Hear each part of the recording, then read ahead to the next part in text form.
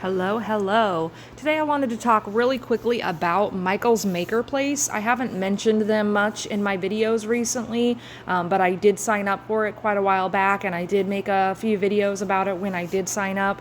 And I found that there's not a lot of YouTube videos about Michael's Makerplace, and I looked further, and there's not really any Facebook groups about Michael's Makerplace, and there's not really a whole lot of community around it. And to me, that's a really big deal when it comes to trying to, be a handmade business online.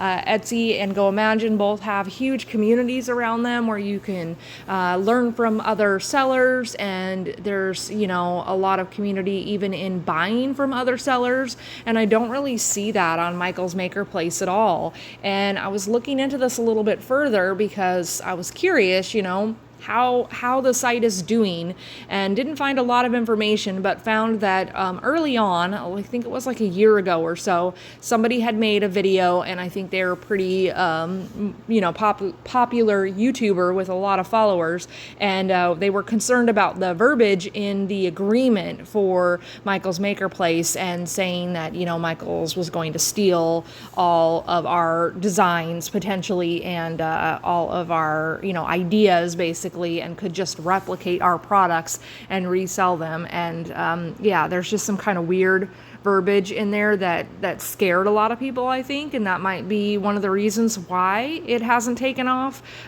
things like that. But from what I understand, there's the exact same verbiage in the Etsy, terms of service. So it's not necessarily what it seems.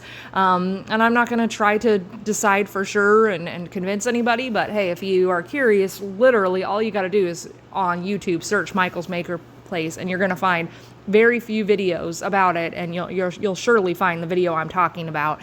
And it's just kind of, I'm not sure, it's kind of up in the air on that whole thing. I'm not really sure if that's really what Michael's was intending for that to be saying, or if they were just saying if you submit content to them, like a video or something of that sort, that they could use it as marketing and they don't have to pay you for it, and that kind of thing was more of what their intention was. But yeah, the fine print's a little tricky there. So anyways, the only reason why I can see that anybody should consider having a Michael's Makerplace shop is that they do have a free basic plan that doesn't have any fees. They also have a $10 a month plan, basically, that gives you a slightly better deal if you do the yearly, and you pay for a year instead. Then it's $110 a year. And when you first start out, they give you a 6-month trial, and that's fairly inexpensive. And then the free plan, is a free plan. But from what I gather and from what I understand reading all the details about the different plans is in order for them to really promote your shop anywhere or anything, you really need to have the professional plan. And I think when I first started looking at these, there were 3 plans, but I'm not 100% sure. I can't remember, and I don't know if I included that in a video, then there'd be evidence of that somewhere. Otherwise, I wouldn't be able to even, see what those plans were. But yeah, looking at this, a free plan, and they're going to charge you, I guess they're going to charge you 4% plus 3% transaction fee plus to 20 cents. Each time you sell something. But I don't think your listings ever expire, maybe. They're just up forever. No, they expire. So I think they charge you 20 cents each time they expire. So then it's really not a lot different. Yeah, my listings have expired here. Not a lot different than Etsy. Sorry, I'm just losing my mind here. So I just going to try to renew one. It's a little different than I'm used to because it's having me go through the entire listing and decide what I want. It's just leave it the way it was. Just relist. I guess relist is what you have to do. I'm looking for it to tell me what the fee is for that. If it's 20 cents for me to do this. It didn't say. So I'm not sure if I just got charged 20 cents or not. But yeah, these say expired. And then if I click here, my options are duplicate, relist, or delete. Maybe if I actually click on one instead of clicking there. Oh, something's happening. I'm just getting impatient, clicking it more than once. Looks the same where it just shows me every single thing about this. And then, yeah, my options are update changes. Does that make it not expired anymore? It's just a little weird, it's just a little unclear. Listing updated. Your listing's been updated. Please note that this process may take up to a few hours. That was like so short up at the very top. I almost barely even saw it. So now it's active again.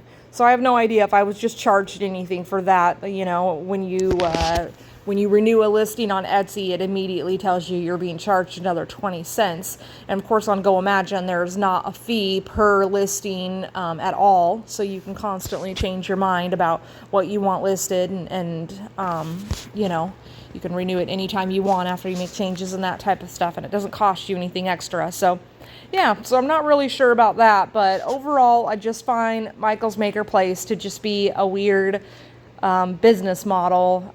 It doesn't seem like, when you just kind of think about it really quickly, it's like, that seems like a good idea. That makes sense. But when you think about it, Michael's is a store that's for people who make things. And people who make things, yeah, sometimes they buy things from other people who make things. But to be honest, I am a little bit less likely to buy something that I know I can make myself.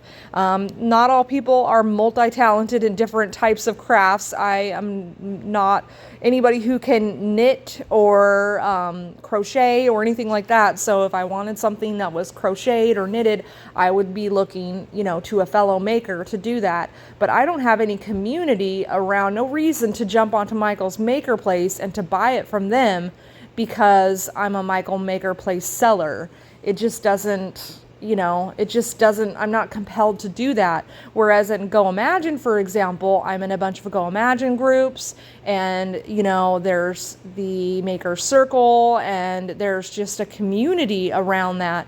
Whereas if I wanted to buy something that was made from another handmade seller, I would automatically think Go Imagine first. And if I didn't sell on Go Imagine and I only sold on Etsy, I would still probably go with Etsy first, because before I ever joined Go Imagine and before Go Imagine ever existed, I was on a bunch of groups for Etsy sellers. And a lot of Etsy sellers do that, and they'll support one another. Sometimes it's literally like, hey, does anybody want to trade? You know what I mean? I'll buy a product from you, you buy a product from me, things like that. And that's very common on a lot of these groups and a lot of these communities that these folks really are a big part of. And Michael's Makerplace doesn't really seem to have that. If anybody knows of a Facebook group or something that I'm not aware of, feel free to share, because I definitely am okay if I'm wrong. But as I can see, I'm just not finding anything. I search Facebook for Michael's Makerplace and all I find is the official page of Michael's Makerplace. Not even a group that they've created. They didn't even create a group as a company. The way that Printify, for example, for print-on-demand sellers, they have a group called POD Rockstars. And, they created a community around people who can bounce ideas off of each other for print-on-demand stuff and leave reviews for items that they've gotten through Printify, all that. And it's just interesting that there's nothing for Michael's. It's almost like they don't want people to have it or something. It just seems really strange to me. So anyway, sorry for the ramble on this, but I just thought I would give an update on my view on Michael's Makerplace. I am just not been putting any energy into it. Obviously, all those listings were expired and I wasn't even thinking about it. I honestly came on here most recently to make sure I wasn't paying anything for it because I couldn't remember. I knew there was some kind of a limited deal where it was free for a certain amount of time, and I didn't know if that had expired or not. But it looks like when it expires, I'm not going to be charged. I just automatically get downrated to the basic plan, so that's nice.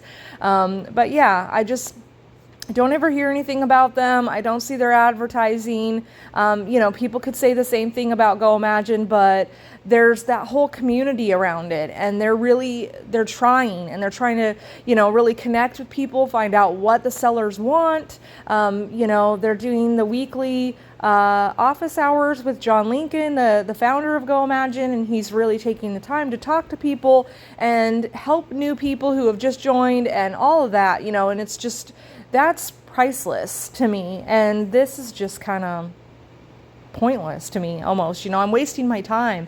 If it wasn't free, I wouldn't do it at all, but the fact that it's free, I'm like, I guess I could put some of my best listings on here and see what happens, especially over the Christmas season. But I have made 0 sales on Michael's Makerplace, 0, and I have very few views on here, and I only have like 7 products uploaded or something ridiculous, where I have like 50 or 60 handmade products that I normally have listed on my site. So I really didn't put a lot of energy into it, but I don't really want to put a lot of energy into it because I'm just not compelled to do so. And I don't know, like, I could put 50 items on here and what, if am I going to make 1 sale this whole holiday season? It wouldn't be worth it. You know, I'd have to make, you know, at least 20 or 30 sales for it to be even worth it for me to copy over my titles and descriptions and photos, you know, from one place to the other.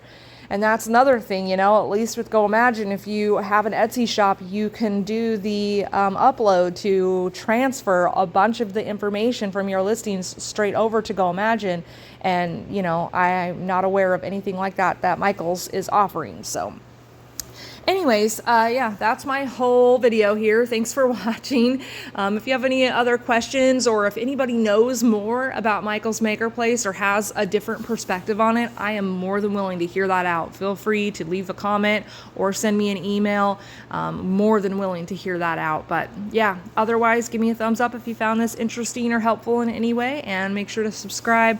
Most of my videos are about Go Imagine. I'll just be completely clear. Most of my videos are about Go Imagine, or in general, for handmade sellers. Like, for example, I'm planning to do a video pretty soon about the organization of my craft room. I have a very small craft room. It is basically a very small walk-in closet in a 3rd downstairs bedroom, and I am making the most of the space that I have, and so I'm going to share some of the things that I found and some of the strategies to make sure I have my items easily accessible and organized. And yeah, it's a little bit of a mess. So hopefully I'll be able to get that all completely organized soon and shoot that video soon.